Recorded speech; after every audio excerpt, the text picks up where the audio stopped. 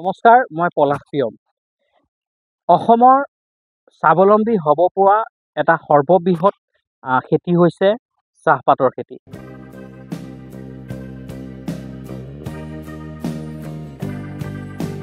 শেহতীয়াকৈ দেখা পোৱা গৈছে যে যি কেঁচা চাহপাতৰ যি মূল্য একেবাৰে হ্ৰাস পাইছে বিহালীত। আৰু বিহালীত এই কেঁচা চাহপাতৰ মূল্য হ্ৰাস পোৱাৰ লগে লগে যিসকল ক্ষুদ্ৰ চাহ খেতিয়ক আছে, ক্ষুদ্ৰ চাহ খেতিয়কসকলৰ এতিয়া পানীত হাঁহ নচৰা অৱস্থা। এই ক্ষুদ্ৰ যিসকল বিহালীৰ চাহ খেতিয়ক আছে, এই চাহ খেতিয়কসকলে এতিয়া 11 টকা মূল্যত প্ৰতি কিলো চাহপাত দিব লগা হৈছে, যাৰ বাবে এতিয়া এই ক্ষুদ্ৰ চাহ খেতিয়কসকলৰ অৱস্থা শোচনীয় হৈ পৰিছে, পানীত হাঁহ নচৰা অৱস্থা। আৰু এই সন্দৰ্ভত চৰকাৰক এই ক্ষুদ্ৰ চাহ খেতিয়কসকলে কি কয় বা চৰকাৰৰ ওচৰত কি আহ্বান জনায়, তাৰ বিষয়ে জানিবৰ বাবে আমি ক্ষুদ্ৰ চাহ খেতিয়কসকলৰ কাষত আহি আজি উপস্থিত হৈছোহি। তেওঁলোকৰ পৰা জানিম, তেওঁলোকৰ মতামত জানিম, তেওঁলোকে কি বিচাৰে, কেনেধৰণে এই সন্দৰ্ভত কেনেধৰণৰ প্ৰতিক্ৰিয়া প্ৰকাশ কৰে, তাৰ বিষয়ে জানিবৰ বাবে আমি আজি উপস্থিত হৈছোহি। হয়, আজি প্ৰায় একমাহ দিন ধৰি এই আমাৰ যিটো গ্ৰাম্য অঞ্চলৰ ৰাইজৰ খেতিয়কৰ বা চাহ খেতিয়কৰ একমাত্ৰ জীৱন জীৱিকাৰ পথ এই চাহ খেতি আছে। এই চাহ খেতি আজি প্ৰায় জুলাই শেষৰ ভাগৰ পৰা এতিয়ালৈকে দাম বৰ বেয়াকৈ নামি গৈছে। আৰু এই ক্ষেত্ৰত সকলো চাহ খেতিয়ক ৰাইজে মৰ্মাহত হৈছে আৰু হতাশাত ভুগি আছে। কি কৰোঁ কি নকৰোঁ তেনেকুৱা অৱস্থাত হৈছে। এতিয়া বৰ্তমান আমি যিটো নৰ্মেল চাহপাত, সেইটো উইথ ট্ৰান্সপৰ্টেশ্যন কষ্ট 13 টকা 14 টকা, অলপ ভাল যিটো কোৱালিটি লিফ বুলি কওঁ 41% ওপৰত যিটো কোৱালিটি লিফ, সেইটো 18 টকা ডেলিভাৰী পাই আছোঁ। কিন্তু এইটো চাফিচিয়েণ্ট নহয়, কিয়নো 1 কেজি কেঁচা পাত উৎপাদন কৰোঁতে উৎপাদন খৰচ হয় 12 টকাৰ পৰা 15-16 টকালৈকে খৰচ আহে। অৱশ্যে সকলোৰে ক্ষেত্ৰত উৎপাদন খৰচ সমান নহয়। যিবিলাক লোকে চব ৰাইজৰ বেলেগৰ যোগেদি কাম কৰে, তেওঁলোকৰ প্ৰায় 15 পৰা 17 টকালৈকে খৰচ আহে। আৰু যিসকল খেতিয়কে নিজেই খেতিত প্ৰত্যক্ষভাৱে সহযোগ কৰি পাত ছিঙা মেলা কৰি গোটেইখিনি কাম নিজে কৰে, তেওঁলোকে 12 টকামানত উৎপাদন খৰচ হৈ যায় তেওঁলোকৰ। আৰু ঔষধ সাৰ এইবিলাকৰ দামটো অতিপাত।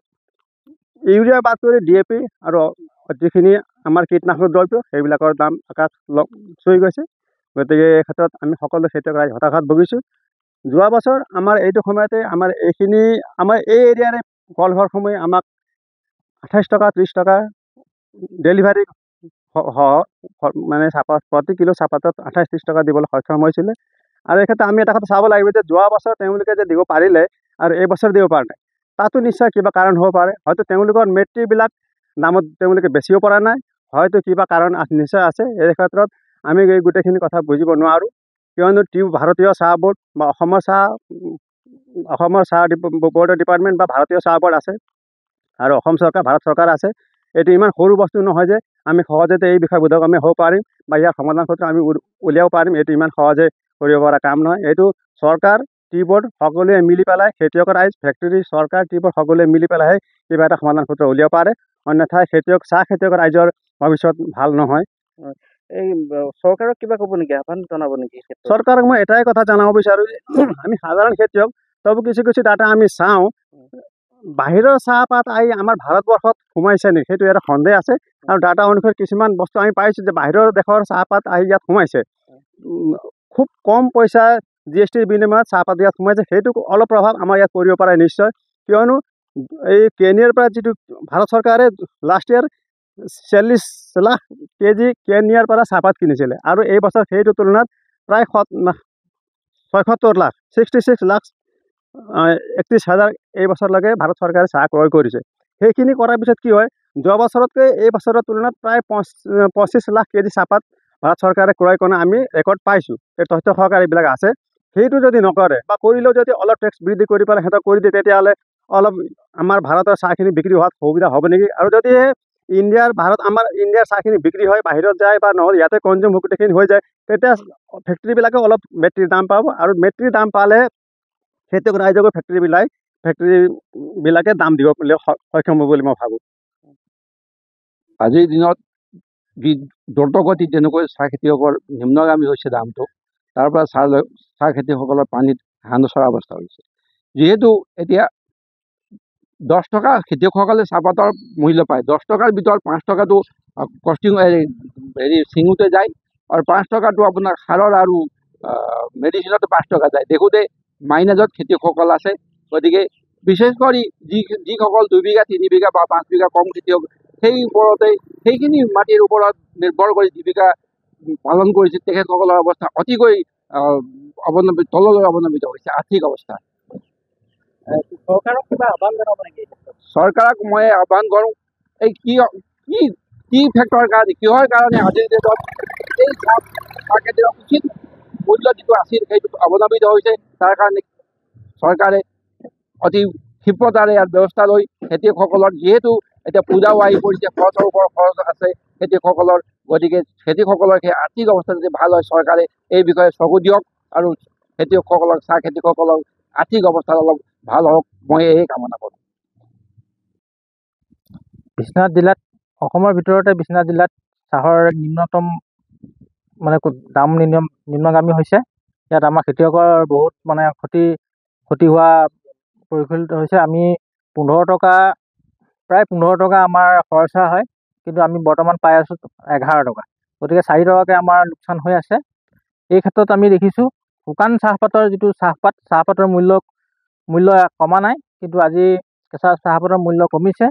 ইয়াত আমি চৰকাৰক দাবী জনাইছোঁ যে অতি সোনকালে ফেক্টৰী মালিকসকলৰ লগত কথা বতৰা পাতি চাহৰ দামটো বৃদ্ধি কৰিব লাগে, নহ'লে আমাৰ জাতিটো ধ্বংসৰ মানে কবলত পৰিব, এইটো নিশ্চিত।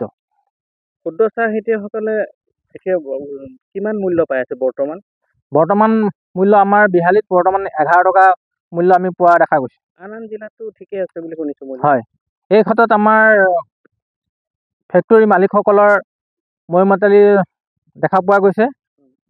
তেওঁলোকৰ বিষয়ববীয়াসকলে ইচ্ছাকৃতভাৱে দাম নিৰ্ধাৰণ কৰা আমি দেখা পাইছোঁ। গতিকে চৰকাৰক এইসকল ফেক্টৰী মালিকৰ ওপৰত চোকা দৃষ্টি দি তেওঁলোকক যাতে আচল কথা ক'বলৈ গ'লে, সঁচা কথা ক'বলৈ নাকি লগোৱাৰ ব্যৱস্থা যদি নকৰে, কিন্তু আমাৰ খেতিয়কসকল সদায় এনেদৰে থাকিব লগা অৱস্থা হ'ব।